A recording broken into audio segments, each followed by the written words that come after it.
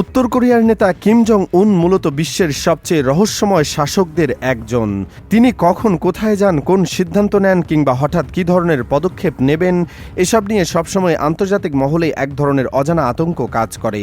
আর এবার মধ্যপ্রাচ্যের উত্তেজনাপূর্ণ পরিস্থিতির মাঝেই এমন একটি খবর সামনে এসেছে যা ঘিরে শুরু হয়েছে নতুন করে তুমুল আলোচনা।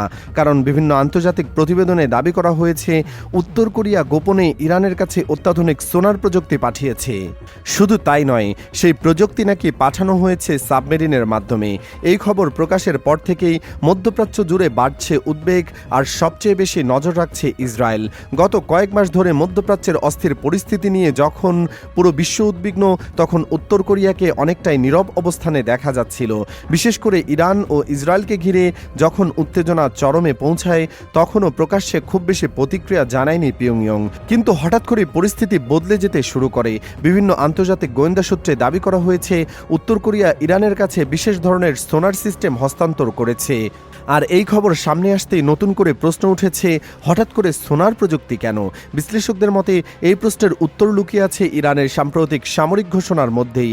ঠিক কয়েকদিন আগে ইরানের আইআরজিসির একাধিক সামরিক কর্মকর্তা ঘোষণা দেন যে হরমুজ প্রণালী এলাকায় নিয়মিত টহল দিবে ইরানের নিজস্ব তৈরি গাদির ক্লাস সাবমেরিন। এই সাবমেরিনগুলো সাধারণ সাবমেরিনের মতো নয়, আকারে ছোট হলেও এগুলো অত্যন্ত কৌশলীভাবে তৈরি করা হয়েছে যাতে অল্প গভীর পানিতেও কার্যকরভাবে চলাচল করতে পারে। যেখানে বড় পারমাণবিক সাবমেরিন গভীর সমুদ্র ছাড়া কার্যকরভাবে কাজ করতে পারে না, সেখানে গাদির ক্লাস সাবমেরিন অল্প পানির মধ্যেও ধীরে ধীরে চলতে সক্ষম। আর এখানে বিষয়টি আরও রহস্যময় হয়ে ওঠে, কারণ হরমুজ প্রণালীর অনেক এলাকায় তুলনামূলকভাবে কম গভীর, ফলে বড় যুদ্ধজাহাজ বা বিশাল সাবমেরিন সেখানে সহজে লুকিয়ে থাকতে পারে না। কিন্তু ইরানের এই ছোট সাবমেরিনগুলো অল্প পানির মধ্যেও ধীর গতিতে চলতে পারে এবং প্রয়োজনে আক্রমণ চালাতে সক্ষমতাও রাখে। শুধু তাই নয়, এই সাবমেরিনগুলো বিভিন্ন ধরনের ব্যালিস্টিক মিসাইল বহন করতেও সক্ষম বলে ধারণা করা হয়।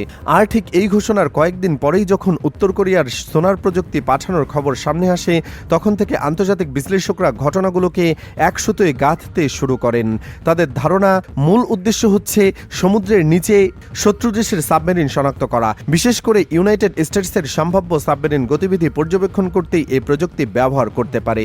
কারণ বর্তমানে ইরান সাগরীয় অঞ্চলে আমেরিকার অত্যাধুনিক যুদ্ধজাহাজ এবং এয়ারক্রাফট ক্যারিয়ার মোতায়েন রয়েছে। ফলে অনেকেই মনে করছেন ওই এলাকায় আমেরিকার গোপন সাবমেরিনগুলো থাকতে পারে। আর ইরান হয়তো খুব ভালোভাবেই বুঝতে পেরেছে যে ভবিষ্যতের সংঘাতে সমুদ্রের নিচের যুদ্ধই সবচেয়ে গুরুত্বপূর্ণ হয়ে উঠতে পারে। সবচেয়ে বেশি অবাক করেছে আরেকটি বিষয়, উত্তর কোরিয়ার মতো বিচ্ছিন্ন একটি দেশ তাদের এত উন্নত সোনার প্রযুক্তি কিভাবে এলো, সেটাই এখন বড় প্রশ্ন। কারণ এই ধরনের প্রযুক্তি সাধারণত বিশ্বের কয়েকটি সামরিক পরাশক্তির কাছেই রয়েছে।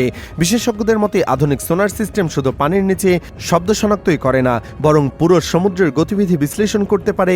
এগুলোকে অনেকটা পানির নিচের চলাচলকারী ড্রোনের সঙ্গে তুলনা করা হয়।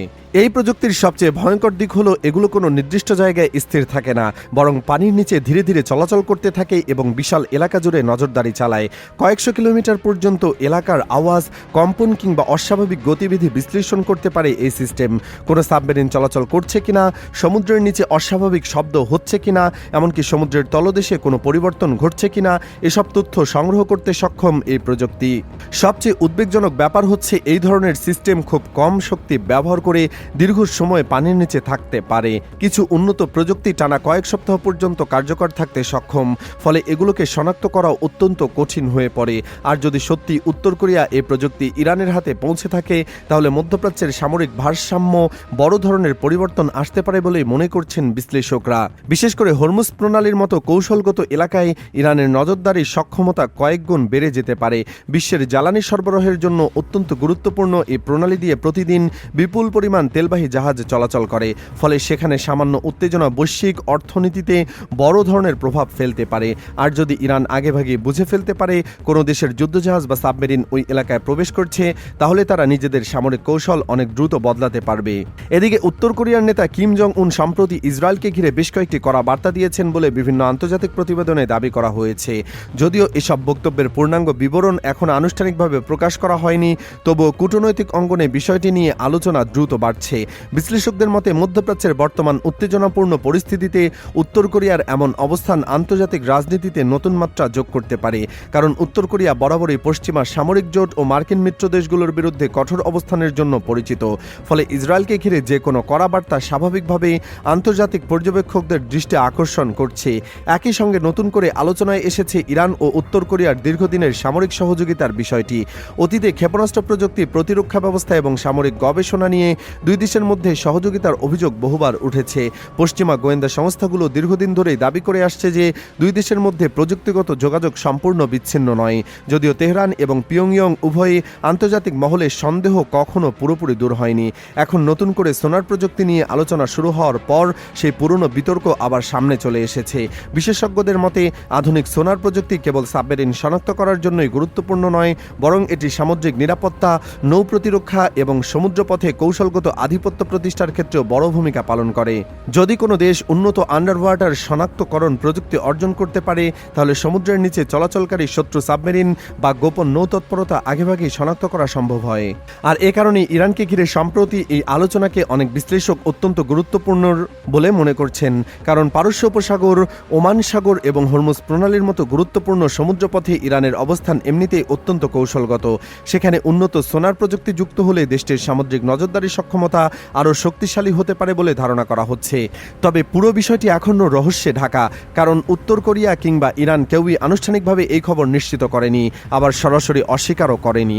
আন্তর্জাতিক রাজনীতিতে অনেক সময় এমন নীরবতাকে কৌশলগত বার্তা হিসাবে দেখা হয়, ফলে গুঞ্জন ও জল্পনা আরও বাড়ছে।